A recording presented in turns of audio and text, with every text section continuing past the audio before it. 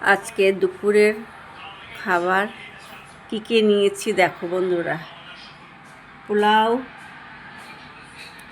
সাদা ভাত, আলু ভাজা, ইলিশ মাছের ভাপা আর পোলাওর সাথে মটন কষা। দুপুরের খাবার আজকে আমার মেনুগুলো কেমন হয়েছে বন্ধুরা কমেন্ট করে বলবে। দেখো, সাদা ভাতের সাথে ইলিশ মাছের ভাপা, পোলাওর সাথে মটন কষা। আজকে এই রান্নাগুলো আমি করেছি। এটা আমার খাবার, আমি এখন খেতে বসবো। ভিডিওটা ভালো লাগলে লাইক কমেন্ট শেয়ার করবেন, সঙ্গে থাকবেন।